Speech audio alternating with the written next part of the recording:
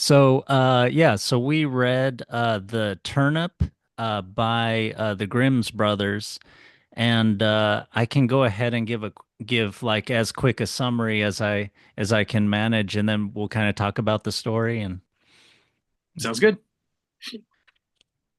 okay, so the Turnip by the brothers Grimm. So it starts off with two brothers. One is rich and one is poor, and they're both soldiers. And the poor brother decides that he wants to better himself. So he takes off his red coat and he becomes a gardener and he digs a well and he starts to sow turnips. Now, one of those turnips grew larger and larger and it grew to kind of a monstrous size. And he thinks he tries to consider what to do, and he thinks, well, if he tries to sell it, it will go the same price as any other turnip, and it's not as good for eating as the little turnips. So he decides to take it to the king as a sign of respect. So it fills his cart, and he uses two oxen to carry it to the king or to wheel it to the king, and it's very difficult to do that. And when the king sees that large turnip, he is astonished. Now he has seen many strange things, but he has never seen something quite like this, and he refers to it as kind of a monster, and he asks, where did you get this thing? Or was this completely by luck? And if so, you are a true child of fortune. And the poor brother denies this. He says he's not a child of good fortune. He's just a poor soldier who has become a gardener. In fact, his brother is the one that the king knows and the whole world knows, and everyone actually forgets about me. Now the king took pity on him, and he gave him enough gold and lands and flocks to be richer than his brother, whose fortune could not be compared with his at this point.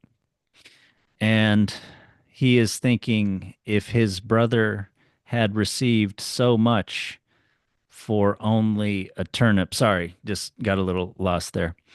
Um, so the brother heard about what's been going on, and he envied the previously poor brother, and he kind of schemed. He was kind of thinking about what he should do, and he got together a bunch of gold and a bunch of other stuff as a present for the king. And he thought, surely compared to a turnip, this stuff is way more valuable and I'll get way more than my brother got in return. And so the king received the gift from the other brother graciously, and he didn't really know what to give him that was more valuable than a turnip, than that giant turnip. So he gave that brother the turnip, and the brother was forced to put it onto a cart and drag it back home with him. And he got home and he was full of rage and spite, and he resolved to kill his brother. Uh, so he hired villains to murder the brother. He told his brother, "Hey, I found a great treasure in the ground. Let's go together and dig it up." And as they were going, the murderers ambushed the previously poor brother, and they tied him up. But then off in the distance, they were frightened by the sound, excuse me, they were frightened by the sound of a horse that was off in the distance. And they quickly pushed their prisoner neck and shoulders forward into the sack, and they put the sack swinging by a cord from a tree and dangling, and then they ran away. And the previously poor younger brother worked and worked and made a hole in the sack, in out of which he pushed his head. So then the person who had been riding the horse made his way up. The text describes him as a merry fellow. He's singing, and the brother addresses him, "Hey, good morning, friend." And the student couldn't see who was calling to him. He looked around and he was kind of alarmed and he said, "Who calls me?" And the man in the tree said, "Look up. Behold, I sit in a sack of wisdom. In short time, in a short time, here I've learned great and wondrous things." And he lists off the various types of worldly and wisdom kinds of things that he's learned. And this is much better. This cannot be compared with school learning. Soon I will know everything there is to know. But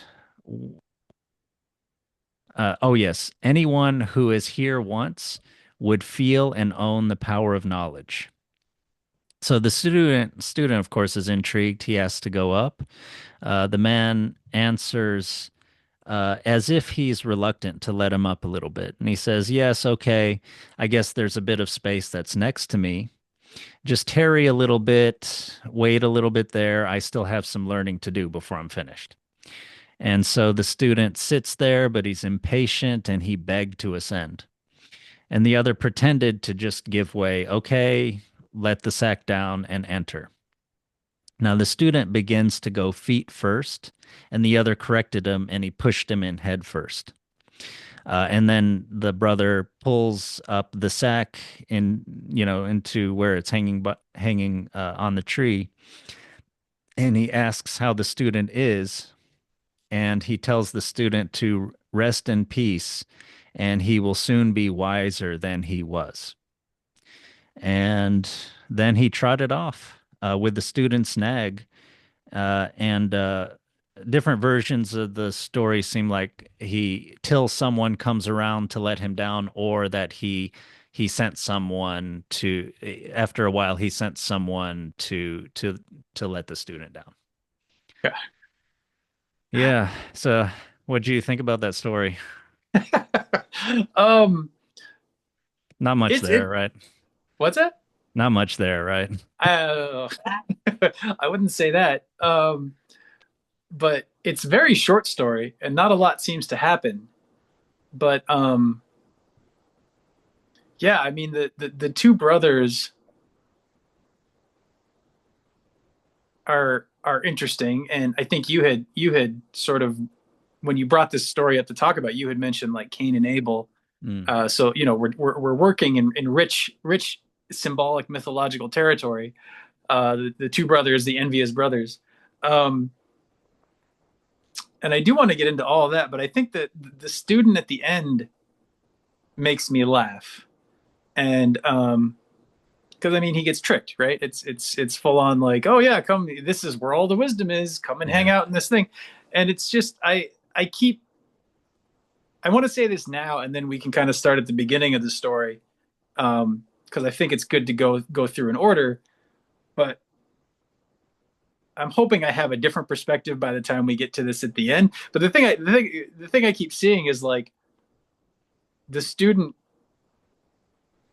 There's this like wise old farmer that has a lot of wealth that he's generated, and what that means could mean a lot of things. But he's stuck in this sack and he's not really getting anywhere with it. And along comes this student who's like, "Oh, please share your wisdom with me." And I keep seeing like the brothers Grimm going around talking to these old, like wherever they got their stories from, the peasants or the folk, it's folklore, right, in Yeah. Germany in like the 1800s. And they're like, "Oh, please tell us your wisdom."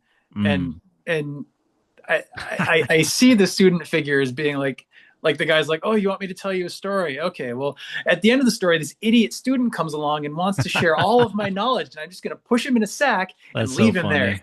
That's so funny. Yeah. Yeah, Yeah, yeah, you yeah, guys yeah, with your privileged knowledge, although their life story does have a lot of tragedy and like they descend into poverty and stuff, but yeah, at the same time there's a difference in class and like way of life, and they are kind of making fun of him and everything, which seems natural, which seems like good in a way. It's not like trying to kill him or kill the brothers Grimm or anything, but yeah, that's yeah, so funny that yeah.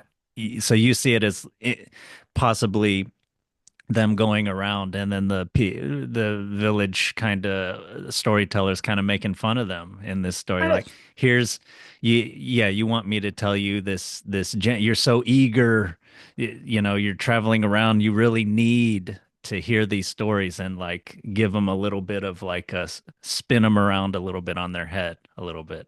Yeah, yeah. I mean, there might be more to it, like I said, like as we sort of unpack the whole thing. But that was the initial thing that hit me was like it ends with like a local farmer pulling one over on a student, and here we Yeah. have the stories because students went around and talked to the local farmers. Yeah. So No, that's it's great. I yeah, had never considered that. Yeah, that's really great. Yeah. yeah, yeah.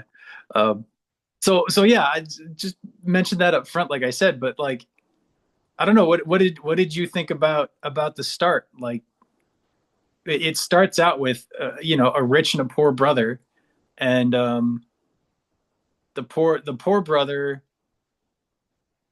seems to be really bad at soldiering, and he pulls off his red coat, which I feel like is a very symbolic image. I mean, the red coats. I guess this was shortly after the American Revolution, and the British were the redcoats, but I think they Hmm. had hired a lot of German mercenaries, if I remember correctly. So we Mm, might be talking, we might be talking about that kind of a soldier. mm, Um, but he puts off war, right? The mm, poor brother is deciding he's no longer going to go to war, whatever that means, and mm, he's going to become a gardener instead. So mm. I don't know, like maybe if you have anything to say about that, or work in like the Cain and Abel thing, because the gardener definitely, there's Cain and Abel in there too. So Mm. Yeah, yeah. Yeah, I wasn't sure exactly what not being the soldier anymore is, but it's at least changing his life completely. A soldier is also someone who goes around, who is not tied to the land so much, is more tied to like a way and discipline, and therefore a larger, somewhat abstract entity, the state, or yeah, it's not like a militia member or not like a tribal warrior or something. They're kind of an official kind of thing. And then he becomes a gardener. He's tied to the land, this particular piece of land, and he's going to try to, and they nourish rather than use violence. So it's almost like mm. he becomes the opposite. And one thing I noticed is that at the beginning of the story, we have these two brothers who are both soldiers. So they're the same in some ways, and yet they're the opposite. One is rich, one is poor.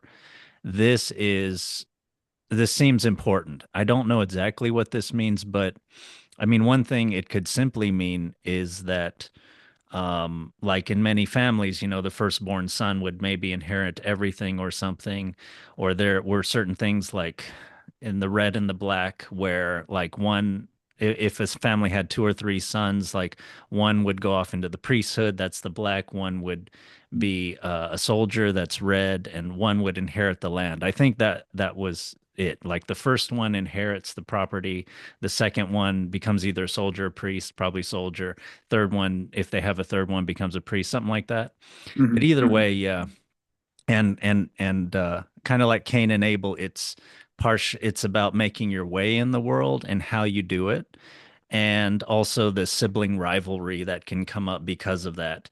And like Cain and Abel, I believe the brother who does not emphasize the sibling rivalry is the one who ends up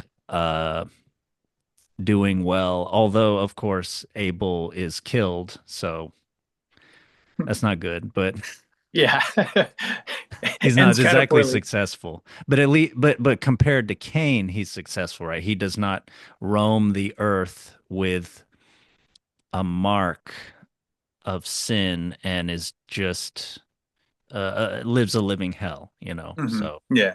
Yeah, and I mean, Abel is favored. His sacrifice is favored by God, so he yeah, yeah, definitely that's what. wins some points there. Yeah, exactly. Yeah, and I mean, that's the reason why, right? It's trying to show it's not about the birth order, not about something inherent, but about what you end up doing, right? And sacrificing, and sacrificing is different than like instrumental work or something, right? You're not doing it for the reason exactly of, okay, I'm going to sacrifice, I'm going to get this back from God. So I do X units of sacrifice, I get X units of reward. Okay, that's why I'm doing it. Hmm. Why else Hmm. would I do it? You know. So Yeah, yeah, yeah. Yeah, I like that the soldiers, the brothers, like one of them is initially one of them, like they're both soldiers, so they're both like they make their money through war. They make their money through combat, regardless of if it's for the state or if it's mercenary work or if it's any kind of like if you're a rich soldier, you're really good at like killing people because you were right, told to. right. And if you're a poor soldier, the chances are that you're not very good at it. Mm, Um, so that's interesting in and of itself. And there's sort of a like you see there's something you said anyway. There's something about the rich brother, like he's engaging with the world. He's whether it's soldiering and killing or if it's like money and counting and commerce, like there's sort of a outward kind of a thing. And the other mm, brother that's less successful, he, like you said, he turns to the ground. He starts to cultivate. He starts to kind of um if you see it sort of the same way we were talking about with the Turnip Princess, if you see it as like um all the elements of the story are like a dream, like they're all part of the same person, so to mm, speak. Like the one that turns to the earth and starts to cultivate the earth and starts to plant mm. and grow, as opposed to being out in the world trying to take and kill and conquer. There's definitely a like a dichotomy there. Um, so I thought that was pretty cool. And then the one who does so ends up growing this giant turnip that he doesn't have any use for. And like I don't know, I want to go with like I guess I'm cautious of going with the same interpretation from the previous turnip story. But if you're developing these gifts or this self or this sense of being, like his gets really big. Like his tending to himself, his tending to like grow his soil, kind of grow from what's native to him instead of trying to go out in the world and take things. He ends up with this really big turnip, this really like I don't know, enlightened sense of self, or this like good grounded in the earth being, like, and it's bigger than anything, and it's what it's miraculous or whatever. Yeah, It's a blessing or a curse. He can't tell, but he doesn't know what to do with it. yeah. And I mean that to me speaks to like if you work to develop spiritually, it can be hard to figure out how to bring that to a marketplace. You know, Oh, right. Yeah. you know. And this is kind of Um, relevant to our situation too.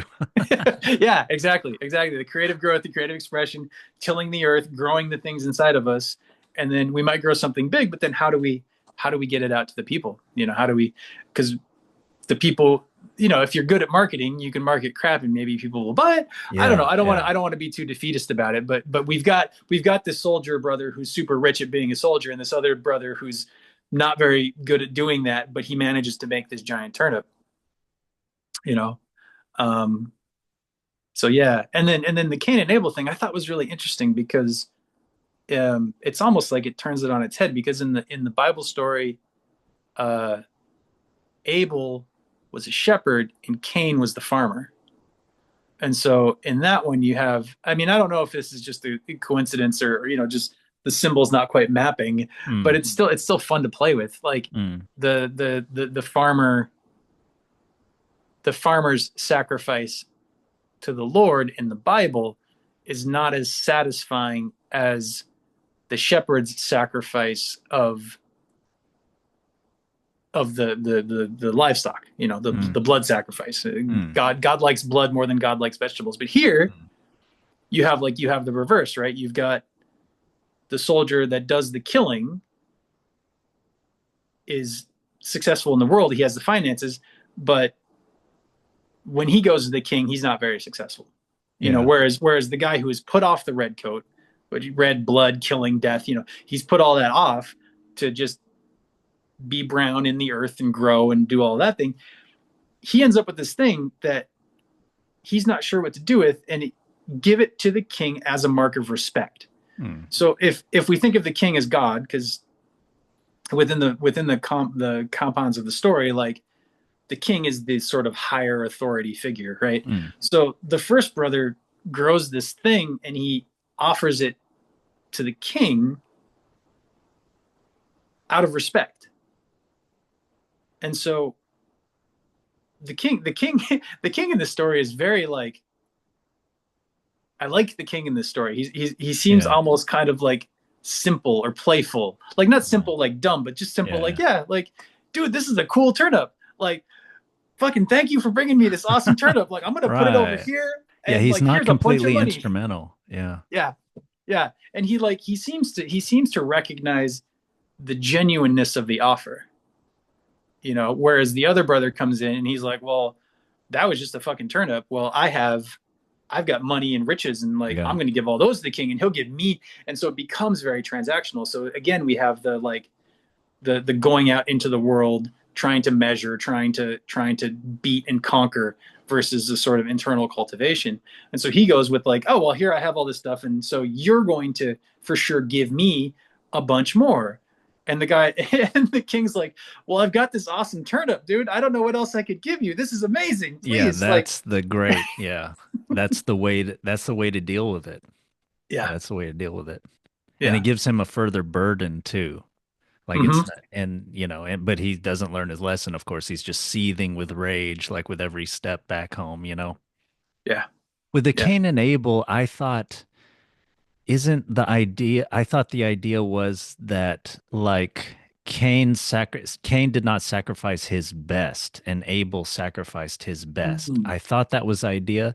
And so that Could be. brings up the idea of like sacrifice is not like yeah, I'm gonna give God like some like pretty good stuff that I have. Like I have this extra stuff and I need like protection from the mysterious.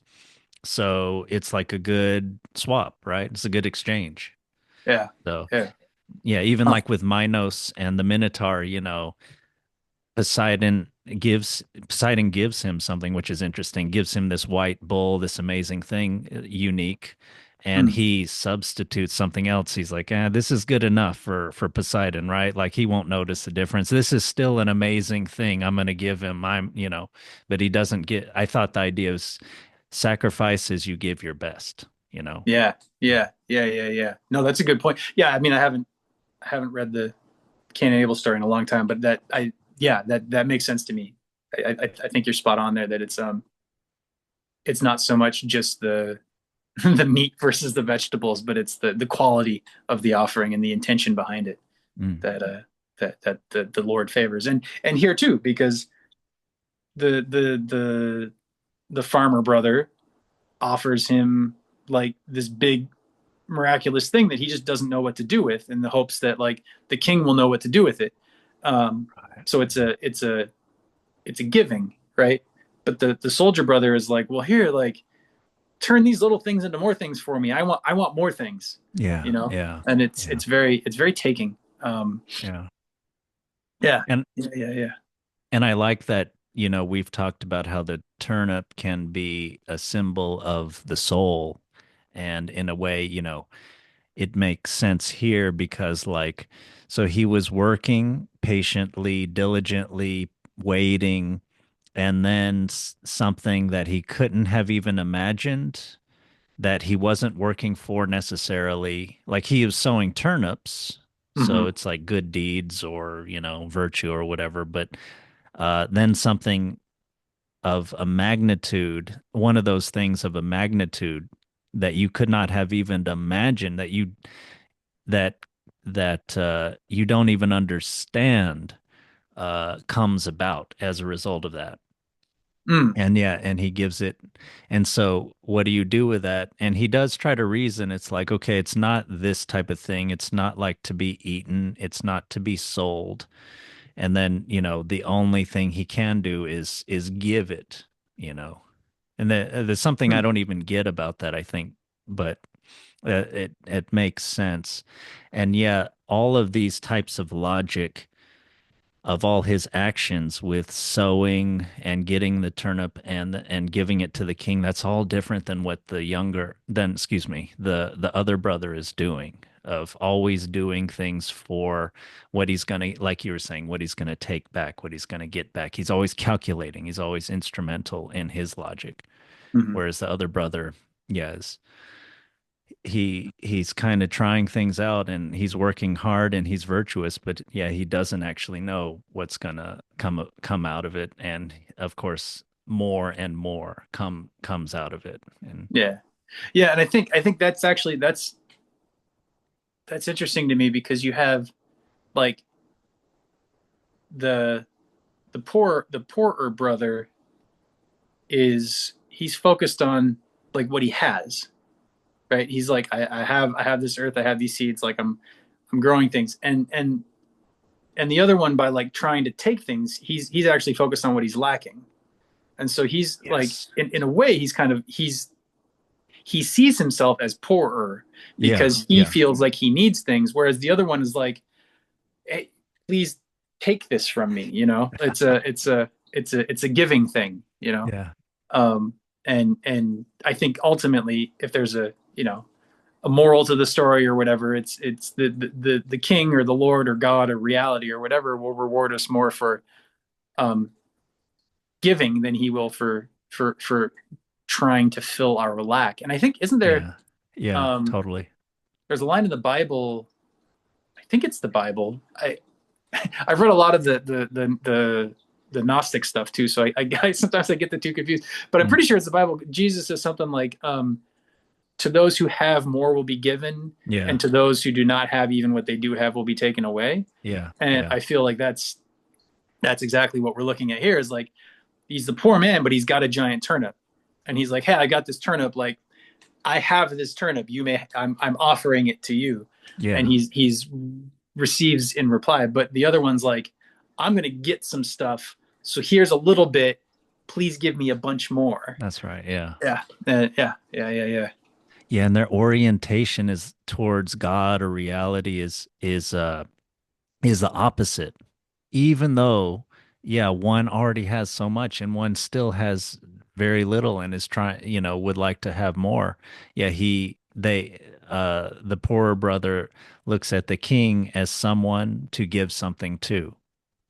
He's Mm-hmm. at least giving him respect, even if you tried to have a cynical interpretation of the story and it's like he's stupid, he doesn't know what he's doing, and he just does something because he doesn't know what else to do, which I think you could say those same lines in like a positive way, actually, as like someone Mm-hmm. who's sort of innocent in a good way, not naive in a bad way. Mm-hmm. But even if you took that cynical interpretation, you cannot say he's not looking at the king as someone to give something to, whereas the richer brother is looking at the king as someone to get something from. Mm-hmm. Mm-hmm. Yeah. Yeah. Very much so. And then for the king to be like, um, I'm just going to read the copy of the version that you sent me. The king takes the gift from the rich brother very graciously and said he knew not what to give in return that was more valuable and wonderful than this giant turnip. Yeah, yeah, And like again, you could take that cynically, like the king's like, well, screw you, buddy. Like I see what you're doing. You're just going to take the turnip. But I like seeing the king as like he's actually really excited about the turnip, and he's like, man, you were so nice. You brought me all this gold and stuff. Like, all like, I mean, I'm a king. Like, I you don't know have what gold. I'm else. not going to give you gold for gold. That's dumb. Yeah, Like, I'm busy being a king, but I got this giant turnip. It's the coolest thing I've ever seen. Like, that's please right. take this. And if we take the turnip as like the fruits of spiritual labors, Mm. Yeah, like exactly. This is what like you're lacking, man. yeah, and it's like this is a very valuable thing for you. And if you could just understand the work that went into this, but because he doesn't understand it, he loses the whole thing, you know. Yeah, yeah, totally. Um, yeah, and then from there comes the rage and the spite and the resentment and the wicked Yeah, thoughts, you yeah, know. yeah. Yeah. Yeah, and he is looking at things all and everything is of the same type maybe in the world. Everything is like a dollar value or, a gold piece value. And the gold pieces, this is no more valuable than any other turnip. That is true. That is Hmm. his perspective. And Hmm. yes, from that perspective and all the other parts of his personality come this rage. And like you're saying, he's comparing himself to his other brother. And then yeah, that leads to the worst kind of thing. Yeah, killing your brother. Yeah. Same thing, but totally different perspective. Hmm. In terms of the king's interaction with him, I also saw that as like the perfect leader's response. Like, because as a leader, as a politician, you have to be able to. I think sometimes some people, yeah, you could express this as like talking out of two sides of their mouth. And sometimes they are doing that. They're just BSing. Totally, Hmm. totally. That probably happens much more often than like the version that I'm seeing the king doing. Hmm. Hmm. But I think with the king, he is maybe, yeah, and this is sort of like what you were saying about him sort of giving the spiritual reward, which was much more valuable than any gold that he could give him. Especially considering the rich brother already has a bunch of gold. Like how much more valuable is more gold to him? I mean, it's just a dollar amount, or it's Hmm. just a number. Hmm. But anyway, yeah, I think yeah, he is saying the same lines to him and and I think kind of this is how like parables are and mythology and things. You could be using the same words and the cynical or the instrumental logic person is seeing it exact totally fits their mind's way of seeing it. Okay, this is what you're saying. You're mocking me, or whatever. You're throwing it right back at me. I did all this hard work. Or you could take those exact same words. It seems like wisdom words are this way. And once you have the realization, uh, you have the personal transformation, you see the words in a totally different way. Hmm. Hmm. And that's Yeah. maybe some of the difference between like deep philosophical, spiritual wisdom type things and more, I don't know, just more practical or everyday type of language, which doesn't seem to have like the double, triple meanings and things. Yeah. Yeah. Just the like the distinction I see there is the same one between the two brothers, right? It's the one if you're just focused on going out in the world and conquering and taking and killing or whatever the soldier's life, then you do sort of see everything in that kind of flat perspective. But if Right. you turn inwards and you cultivate the self, you cultivate the sacred or whatever, then you're able to start because you've grown familiar with that in your very being, you're able Mm. to see it, recognize the different layers when like a communication like you're saying, when it comes from without, you're able to see that, like the different layers, because those different layers are open in you. But if you're all focused just out in the world, then you Yeah. don't have the language to understand the different layers in the sort of parable communication. Yeah, that's great. Yeah, the outward and the inward turning. Yeah, I think that's a very good way of differentiating them. Yeah, yeah, yeah, yeah.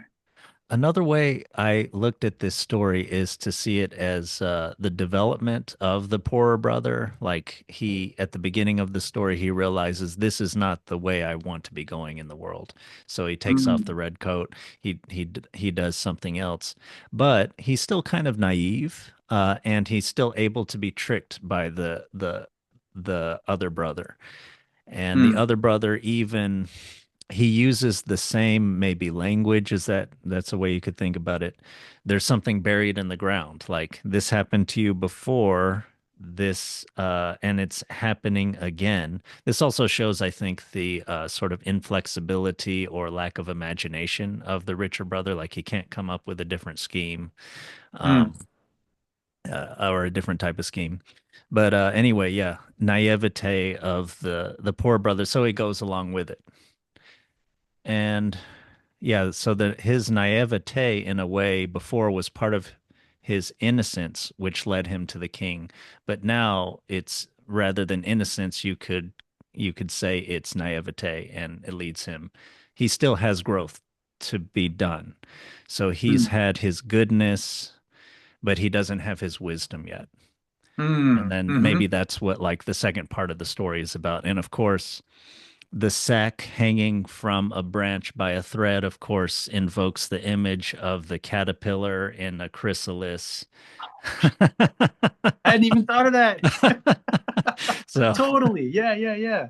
so I don't know. It could be a lot of things, but yeah, that's what I thought it might mean. And then of course he tells the student, he identifies this as like wisdom. And then of course it's about working hard. He has to work his head out.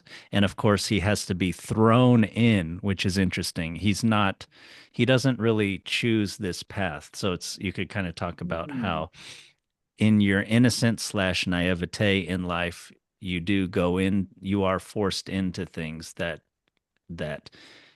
end up revealing things to you that develop your wisdom. But it's not necessarily something, this may be like Joseph Campbell's Reluctant Hero or something. Yeah, man. See, this is great. Man, okay. Well, first, I want to say I want to go back to the thing you pointed to just real quick. Um, the like the soldier brother comes and he says, "I found a treasure. Let's go dig it up." And there's a weird like it's a mix between the two, right? Because you've got the farmer brother that's done the digging. He's used to digging, and you've got the soldier brother that's like got the money and the riches. And so it's almost like the whatever the soldier brother stands for, the king gives him the turnip, and like the lesson of the turnip is go and dig and cultivate. And he takes that in, but it comes out as like totally sideways, as like I'll use this story to Yeah, go to yeah, trick my brother, and that's and right. and and yet it's like there's something in the soldier brother that's telling him like, oh, digging, the idea of digging, of cultivating, of finding riches in the earth Right. instead of going and killing people. Like he gets the message, but he interprets it wrongly, which I think is kind of what you were saying with the parable language is similar to Right. that. Yeah. Yeah. He's always thinking of how he can use stuff, you know? Yeah, It's yeah, like yeah, no yeah. matter what you tell him, he'll take it and use it, like to use others, you know? Like he's Hmm. never, I don't know. I would like to almost someday maybe like write a sequel to this story where after, 50 years of like suffering, the brother finally like starts to learn his lesson or something, but that might not be good literature. But it wouldn't Yeah, be a tragedy, but you know. I mean, if there's a story there, there's a story there for sure. Mm, Um, mm. but yeah, but I also want to just say the sack by the cord in the tree dangling with his head, like that does feel like a butterfly moment, and I Right. did not see that at all. And something that brought to mind for me was and then what you were saying about turning away from the soldiering life to develop goodness but still being naive, and then that naivety ends up trapping him in the sack. Basically, he's going to be killed, but then he's rescued by the sound of the horse, and the guys run off, and so he's kind of stuck mid transformation. Um, and and the thing that gets him out of it is he takes on the element of the soul of the evil brother. He That's right. learns A how to little trick bit. Yeah. somebody. Yeah. Yeah, just enough. That's right. Um, yeah, and I had not seen that until you were talking about it. I had not seen that sort of like the integration of the evil brother into the good brother, so he's more whole, Yeah. That's right. and then Yeah. is able to rescue himself and go off. Yeah. Yeah, yeah, yeah, yeah. Yeah. That's really He's neat. he's good. He at the beginning he's innocent and he's not bad, but then he kind of develops goodness as symbolized by the riches from the king. Hmm. But yeah, he's still not wise. He's still not savvy. And yeah, he's not, yeah, you need to have wisdom and goodness. And when I first read this, I did like a moral judgment of him. Like, why don't you just ask the student to like let you out? He's like a merry, cheerful guy. Although he's scared when he gets called, that might indicate he is also kind of naive and kind of like scared of the world, and he might have just run off. But Hmm. but anyway, I stopped. I think it's good at least to try to not do your moral judgments when you read literature, when you read the story. And without the moral judgment, I could see that his tricking the student shows, like you were saying, that he has developed some savviness, some able to do trickery, not for malice, but for practical things that you need sometimes in life. But at the same time, he teaches the student a lesson, not to be such a dumbass, to like think that a sack will like bring you all wisdom, which also shows, I think, is my interpretation of the student. The student is too eager and too much in love with the idea of knowledge that he'll be tricked easily. And Mm. he goes straight for it as soon as someone dangles that carrot in front of his face. Yeah. He Yeah. teaches him to he so this little thing, it shows the wisdom of the poorer brother, while at the same time he transmits wisdom Hmm. to the student. And so there's like an economy of language and virtue there, I Yeah. thought. It turns out that was a pretty good sack after all. Yeah, right. Oh, nice. Nice. Yeah. Yes. That's very good. Yes. Yeah. A sack that's no longer a sack. That could almost be like a Zen koan or something, you know. Yeah. Yeah. Yeah. Because like he promises him wisdom, and he ends up with like the proper kind of wisdom of don't let people put you in sacks and leave you there. That's right. Yes, exactly. Yes, exactly. Oh my. Oh shoot. Oh, Yeah. I thought I had something else to say about that, but I'm spacing at the moment, like about that in particular. Mm. Um, but yeah, did you have anything else or? No, but yeah, I think that was good about, yeah, the sack becomes something else. And that's not it seems like there's almost something there, like in the presence of virtue, objects become something more than they are. They become symbols and Hmm. teaching objects. And that again, I just keep coming back to the brother of the richer brother, that contrast with him. Objects are just what they give you. And, monetarily or prestige wise, or like ability to hire thugs to like kill your own brother with and stuff. That seemingly that's all that objects are. And you could maybe extrapolate this. This is what soldiering is to him. This is what the red coat is to him. Because soldiering could be about honor and protection and things like that. But for him, it's likely and there's maybe this implication of it, since he's rich and the other brother's poor, and they presumably been doing the same general types of things. There may be a presumption that he's rich at soldiering because of plunder rather than just fighting for the king or whatever, kind of thing. So, Yeah, yeah, a little bit of underhandedness there. Yeah, yeah. yeah, yeah, yeah, yeah, yeah. Huh. Um,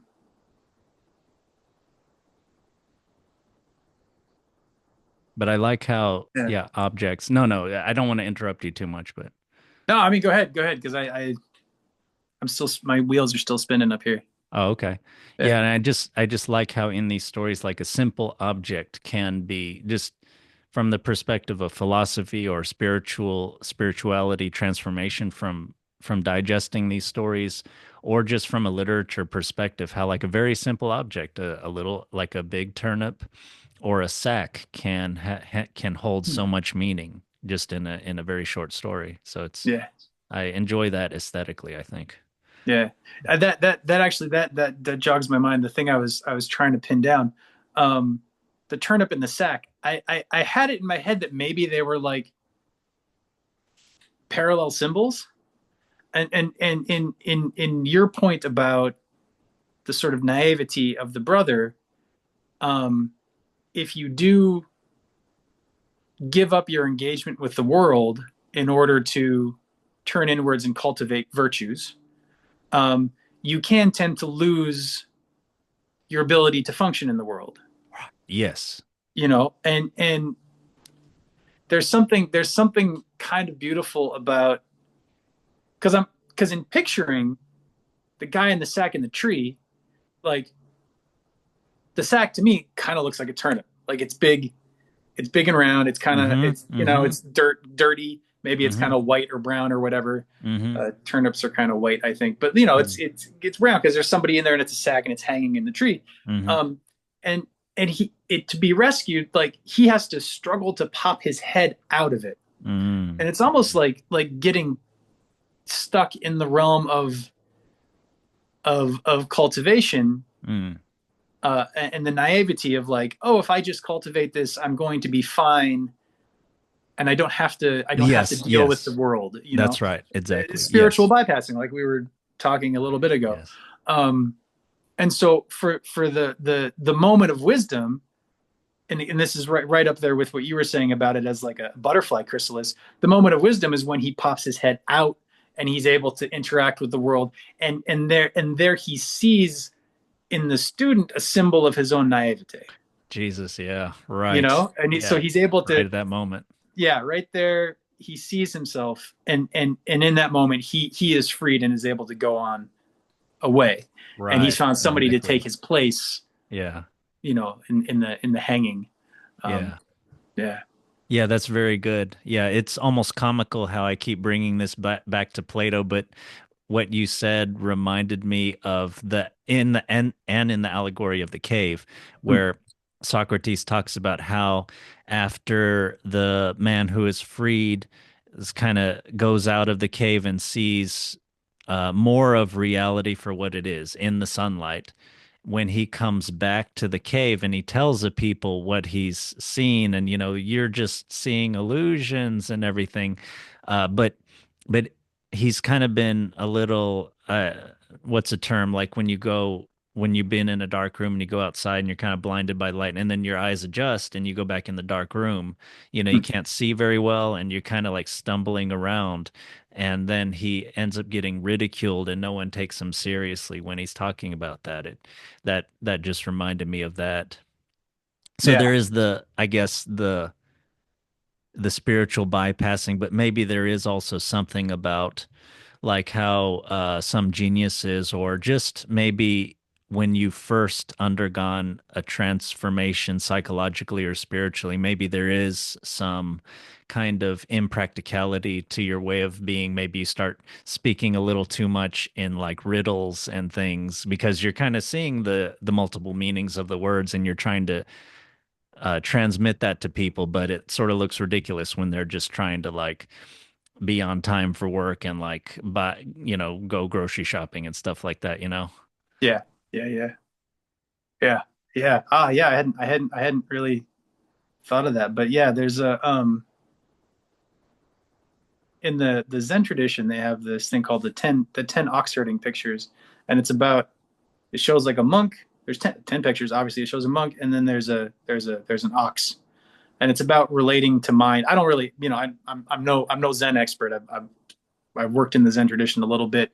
I've studied a little bit, but my point being that at the end, the 10th picture is usually the enlightened sage, no more ox, just the sage, going back to the marketplace and like interacting with the world.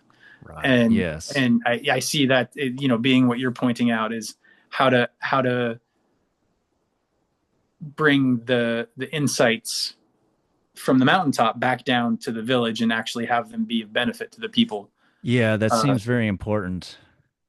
yeah, And yeah, you want to be reminded of that too, and not just bask in the glory of your wisdom and everything. You want to be still, yeah, chop yeah, wood and carry water and like be useful to others, and that would be some adjustment, right? Like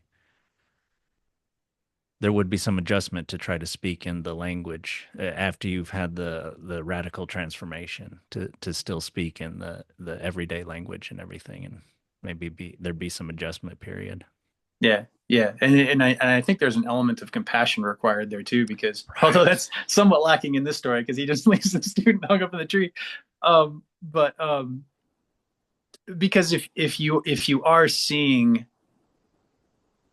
things on multiple levels and other people aren't, you have to actually understand where the other person is and speak to them on a level that they understand in a way that is helpful for them. And you can't do that if you're judging them. You know, you can't do that if you're, Yeah. I don't know if that fits into this story, but it seems still kind of relevant. I mean, he is kind of judging the student.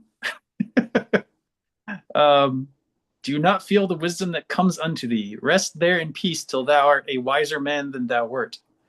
Oh, that was another thing. He uses the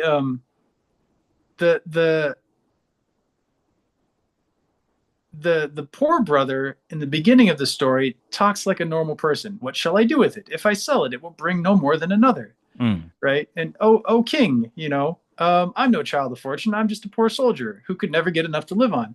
mm, And then when he's in the sack, it's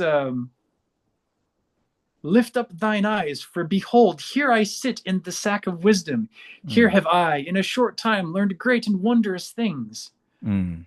Um, and I don't know if we're supposed to take that as trickery, or if it is that, like, he's speaking from that more enlightened, like, I don't know. It's interesting. I did notice that distinction of, like, the quality of the language changes. There's thous and wouldsts, Interesting. you Yeah. know. Um, Yeah. and I think that touches on what you're sort of hinting at too, but I'm not sure I quite have all the pieces together. Yeah. Yeah. That's a really good observation. I guess I would think it at least can signal that. So this is like the sophists or the Pharisees versus Socrates or Jesus, where Mm-hmm. they use a lot of the same maybe type of language but in an instrumental way to do whatever their goal is. But their Mm. goal is not self-transformation. Their goal Soldier is work not, again. I'm sorry. Soldier work again. Oh, what do you mean? Sorry. Oh, like the soldier brother, like the Oh, external soldier. world, Yes, like the yes. winning and the conquering and the, Exactly. Yeah, yeah, yeah, yeah, exactly right. Yeah, like the soldier kind of, yeah, maybe he gets promoted and he's sort of like a diplomat now, but he's still trying to conquer, to win. It's just based on interests and things. It's not about, yeah, self-transformation or about wisdom or anything. Yeah. yeah, So yeah, it yeah. seems like the brother is at least doing that. And I thought, I mean, so the act that he's doing on the student is to trick him to both let himself down and to teach the student a lesson. So I guess, yeah, he decides to use that different type of language. Maybe that using that type of language is also sim it shows that he has had a personal transformation too, even though it maybe seems kind of comical or something like that. Yeah. Yeah. And it is he speaks like the confidence of the guy in the sack versus the confidence of the guy that meets the king is very different, Right. Yeah, that's you know? true. Right. So he got something out of that sack for sure. Right. Out of being strung up in the tree. Oh, I also wanted to say being strung up in the tree, just as a little mythological aside, like there's a myth of Odin, of the Norse gods. He hung himself from the tree Yggdrasil for, like, I don't know, 10 days or 40 days, a long time. He hung himself from the tree upside down to gain knowledge. So there's this, like, Germanic tradition of hanging from trees and gaining knowledge. And Right. um, I think there's some comparison with Christ on the cross as well. Um, I can't speak to that too clearly, but I've heard the comparison between Odin and Christ be made, Mm. and just the hanging and what comes to you when you sort of hung long enough. Yeah. Yeah, that makes sense. And you're connected to the ground, but you're still up high. Oh, And yeah, you're yeah, sort of useless too. You can only contemplate and you do have to struggle with whatever kinds of desires that would start to manifest in yourself of like trying to get down, or whatever kinds of practical things you are not practical anymore. You are there to meditate on whatever you will. yeah, yeah. Because it's kind of an initiatory, which it is for the brother too, because he goes from being naive to being pretty wise, and Yeah. Yeah. overnight or In a whatever it is. compressed time, of course. Yeah. Yeah, yeah, yeah, yeah, yeah, And yeah, yeah, I was thinking that's kind of like the cave. I mean, he goes headfirst into this dark, confined space, and he's yeah, trapped. yeah, yeah, yeah, yeah, yeah. Yeah, and he's entirely upside down, and that like popping the head out of the bottom. I don't know. There's something there too, but I don't know exactly. Yeah, yeah, exactly. He's upside down. He was confused. And I thought it's interesting. The story seems to point out that he doesn't come out the way he goes in. Like it seemed, Hmm. I thought he worked his. Oh, does he work his head out of the top? Maybe. Hmm. I I had it in my thought head it was out of the bottom, but maybe in my not. head too. And I thought that could mean, you can't. Self transformation is never like you came out the way you went in.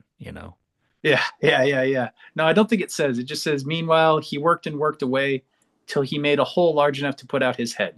Oh, so he made a hole. So yeah, I think Oh, it's not like the opening that they did, or maybe they sewed it up or something. But any anyway, he is yeah. working. He does make his own way out of the hole. So Yeah, he has to struggle. He has to struggle. Just like with butterflies, like you have to struggle to yeah. get out.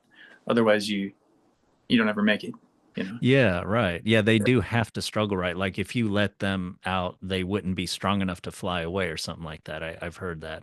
Anyway, it Yeah. works for a metaphor. So Yeah, yeah, yeah. Yeah, I'm not sure exactly what it is that it causes problems with, but I have heard that too, that if you yeah, help them then they die basically because they can't the struggle, something about the struggle brings them to life.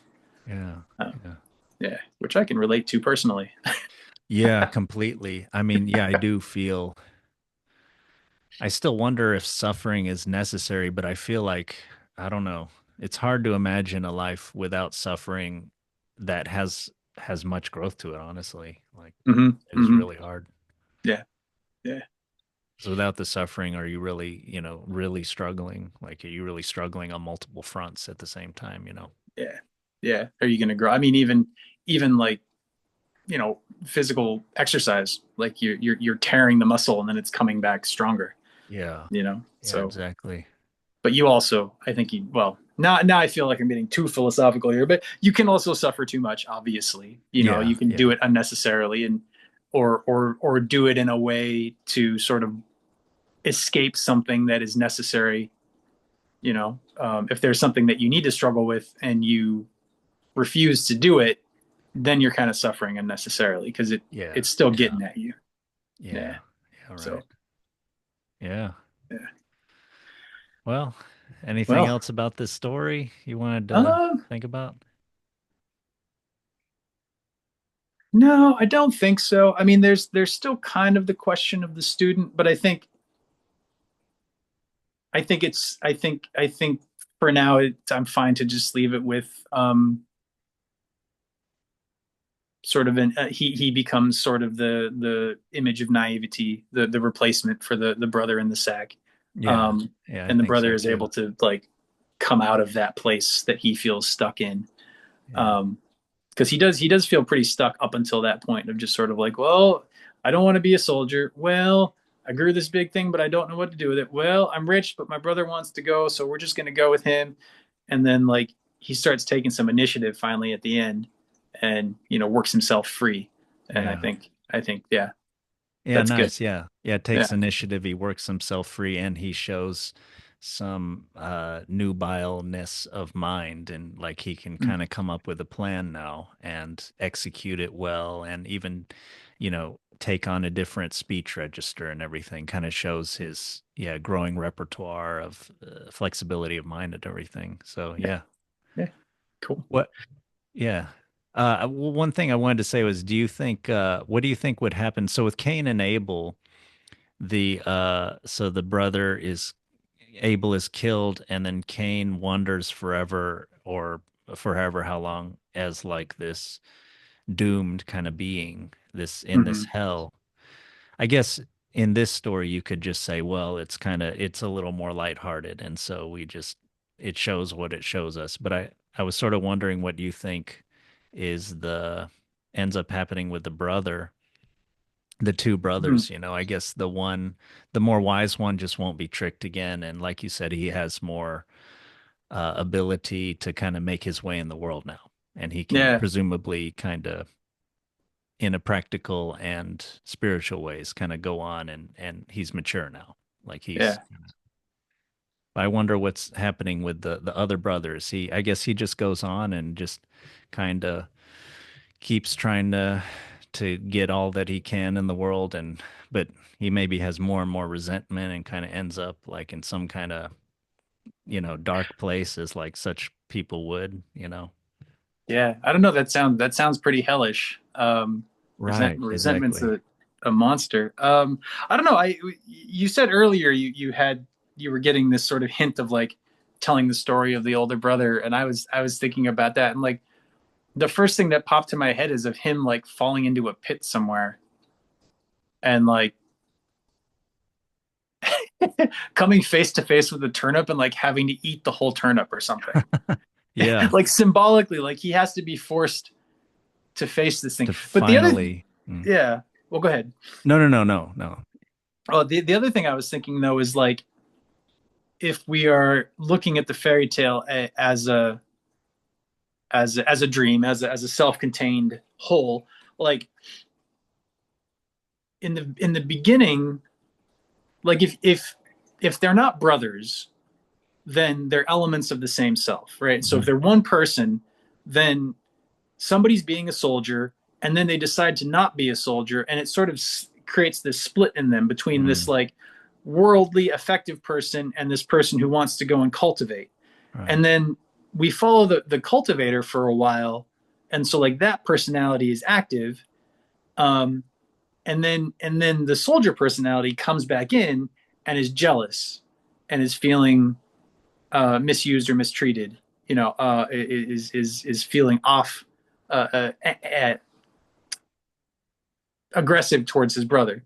And so if they're both elements of the self, like they're unified in the sack, right? Because that's where the naive part takes on the knowledge of the more conniving part. Mm, And mm. so at that point, there is no soldier brother as a metaphor, Yeah, and he yeah, disappears from the story at that point too. yeah, So yeah. at that point, the split that started when the poor brother decided to become a farmer is Right. healed in the darkness and then is let free from the darkness by the student, by the image of himself as naive, and is able to grow and then take the horse and go on his way. Yes, yes. I You think know? that's a very good interpretation. I like that. Yes, there is no problem of the richer brother anymore. He's kind of integrated the parts of himself, and yes, exactly. Like he's able to, and he is able to take a little bit from the world to use it to go on. So it's not like you should never take anything from the world or something like that. Maybe you could say, or it's yeah, and maybe, and sometimes in naive innocence, you can just think, oh, I should only be good. I should never do anything that could have any, you know, everything I do has a carbon footprint or something. I can never do anything. I could spread a disease I can never do anything in the world, basically, right? I should just kill myself or something. So yeah, yeah, yeah, you develop a little wisdom and you can, I'll do my best and all Mm-hmm. that. Yeah. Yeah, Yeah, I yeah, really kind of like that. balance. Yeah. At that point, the brother disappears and the murderers disappear. Right. That part of the story is done. Yeah, I really like that. That's very satisfying for me. Good, good, good. Yeah, I like that. I like that too. It makes it more redemptive than the like you because you started comparing it with like Cain and Abel of like Yeah. Cain being damned to hell for eternity, Yeah. and Abel being dead for eternity. And here Yeah. we have like the two kind of coming together and being a more holistic, Yeah. more Yeah. holy Yeah. kind of entity, kind of you know joined personality. Yeah, Yeah. Yeah. I really like that. Yeah. cool. Well, yeah. So thanks for discussing this story. It's very, very fruitful conversation. I hope we can have more in the future. Yeah, I think so. I've definitely enjoyed this. This is a great choice. I definitely wouldn't have picked it. Scrolling through, there's so many Grimm's tales. I would have been like, oh, not the turnip one, but it was perfect. It was perfect. It was perfect. So yeah, thanks for bringing that up. No, no, yeah, yeah, it worked out. It was kind of like an intuitive choice, and yeah, it seemed like a decent one. Nice, Yeah, cool. But yeah, man. Till next time. yeah, yeah. Um, Sounds really good. yeah. Hey, take care. All right.